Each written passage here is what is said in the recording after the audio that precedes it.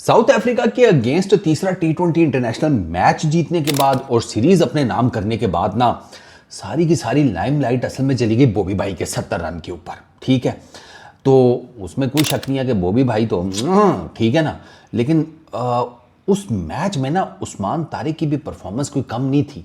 उस्मान तारिक ने बड़ी अच्छी बॉलिंग की, उनका डेब्यू था। तो वो जो बॉबी भाई पे लाइमलाइट चली गई वो तो ऑब्वियसली समझ में भी आती है, लेकिन इस वीडियो में हम बात करेंगे उस्मान तारिक के बारे में। तो बॉबी भाई इजाज़त है, थैंक यू। उस्मान तारिक, यार उस्मान तारिक का ना बड़ा ज़बरदस्त किस्म का केस है। It's more like MS Dhoni type. Inspiration भी by the way Usman Tariq को MS धोनी से ही आई थी। और yes, the great MS Dhoni से। उस्मान तारिक ने नौशहरा से ये बिलोंग करते हैं, KPK में। इन्होंने क्रिकेट खेलनी शुरू की, चांस नहीं मिला। वही हमारे सिस्टम की PY, ठीक है, चांस नहीं मिला। अब फाइनेंशियल बर्डन भी थे, वही मिडिल क्लास के मसाइल, या ख्वाब पूरे कर लो या रोटी पूरी कर लो, समझ रहे हो ना तुम। तो उन्होंने कहा ख्वाब छोड़ो और रोटी पूरी करती हैं, दुबई चले गए। उस्मान भाई निकल लिए दुबई में जाके इन्होंने जॉब करनी शुरू कर दी सेल्समैन की कहीं पर। ये दुबई में ना वीकेंड के ऊपर क्रिकेट खेला करते थे, सैटरडे संडे छुट्टी होती होगी तो सैटरडे संडे क्रिकेट खेल लेते थे। वहाँ पर ना दुबई में नौकरी भी चल रही थी, क्रिकेट भी चल रही थी। इन्होंने मूवी देख ली MS धोनी की बायोपिक, ठीक है।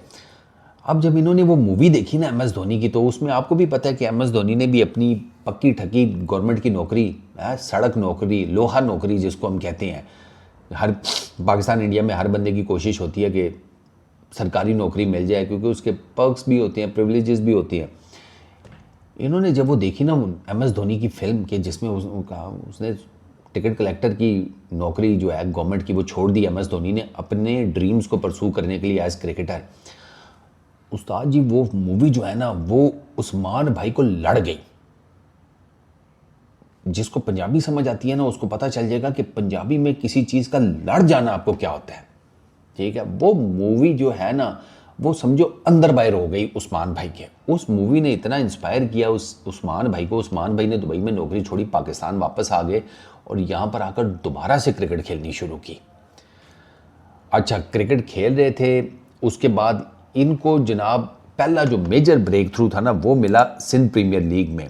हालांकि इससे पहले नेशनल T20 2023 का और अमेरिकन T20 2023 का ये खेल चुके थे।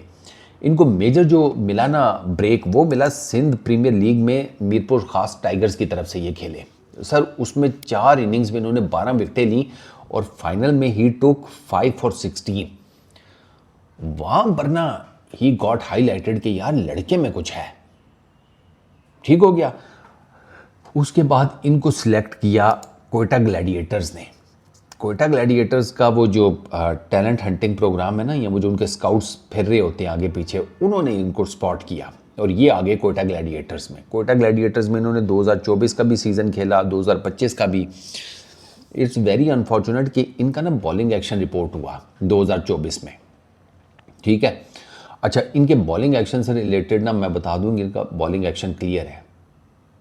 जो बायोमैकेनिक्स प्ले किए जाते हैं बॉलिंग एक्शन के ऊपर, ICC की एक्रेडिटेड बायोमैकेनिक लैब से इनका बॉलिंग एक्शन क्लियर है। तो वो जो फुद्दू है ना जो सोशल मीडिया पे शोर कर रहे हैं कि ये वट्टा फेंकता है या ये वो, बात सुनो है, शोर कोट के साले इज्तमाई।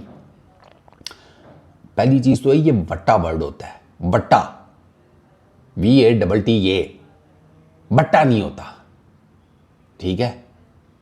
बट्टा सुन के ऐसे लगता है कोई कास्ट है, ये बट्टा है, बट्टा। चेकिंग को पंजाबी में बट्टा मारना कहते हैं। तो पहली चीज़ तो ये है, अपना तलफ़ुज़ ठीक कर ले, ठीक है। दूसरी चीज़ ये है कि उसका 2 मरतबा बायोमैकेनिक्स क्लियर है। ICC की एक्रेडिटेड बायोमैकेनिक जो लैब है उससे क्लियर है। तो तेरे देखने से फर्क नहीं पड़ता, ठीक है ना। अगर इसका बॉलिंग एक्शन इलीगल है, ये वट्टा मारता है, तो मलिंगा तो सारी उम्र वट्टा मारता रहा है। फिर इसका और मलिंगा का एक्शन ऑलमोस्ट सेम है और इसके भी एल्बो का प्रॉब्लम है उस्मान के, इसका भी डबल एल्बो का इशू है। तो ऐसे ही ना बस देख कर नहीं, तुम्हारे अगर पिछवाड़े में आग लगी है ना कि ओहो हो पाकिस्तान की तरफ से इतना अच्छा स्पिनर कैसे आ गया, निकालूं तुम्हारे पुराने फुटेजेस हैं, ये निकालूं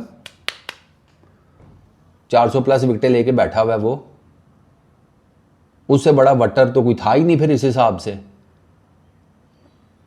मैं खाते ना घुलवाना मुझसे, मैं खाते और पिछवाड़े बहुत सुथरे खोलता हूं।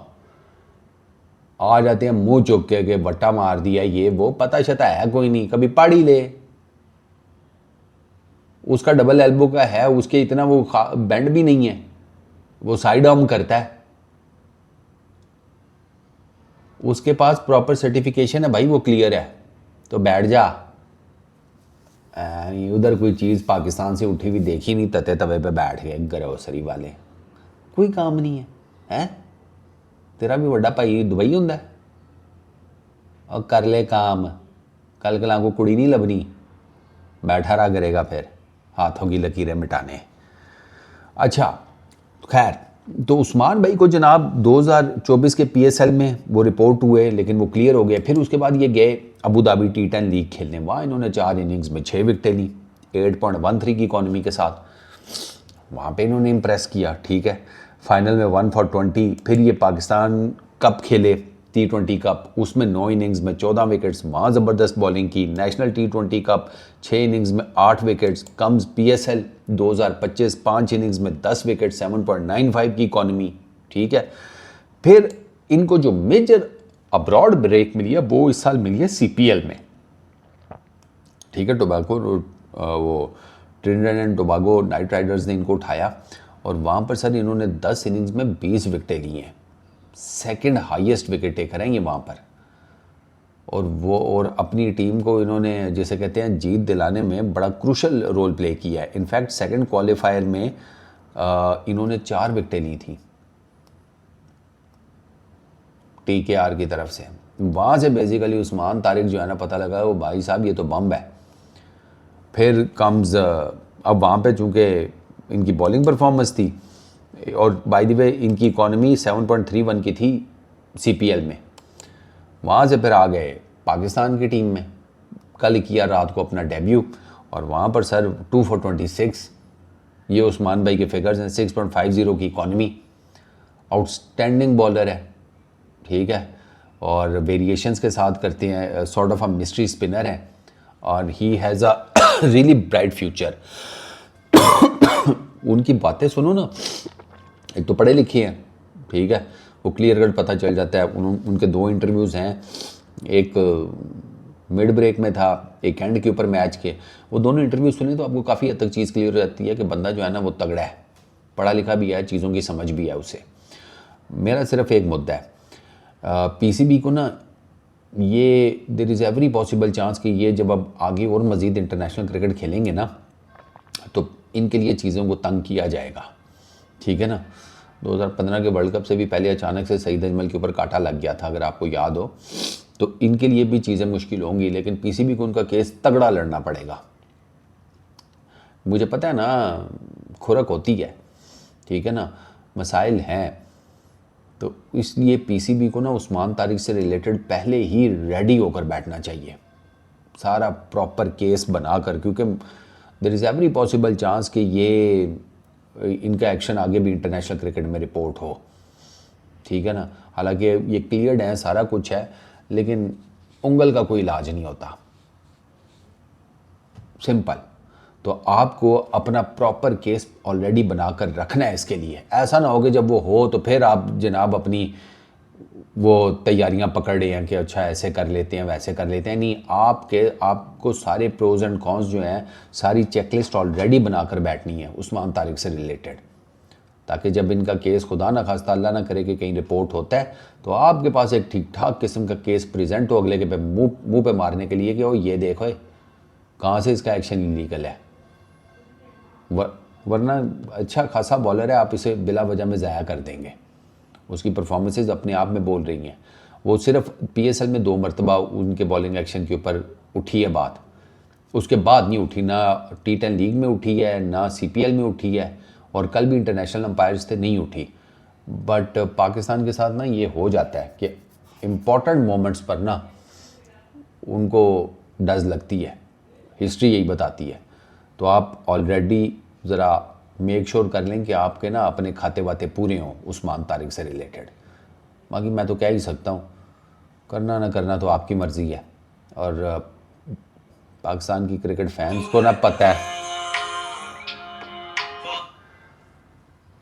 पाकिस्तान के क्रिकेट फैंस को पता है कि खाते यस करने में आप सारे जो हैं वो कितने ही प्रोफेशनल हैं। इस वीडियो में इतना ही। अपना बहुत ख्याल रखना। Peace out.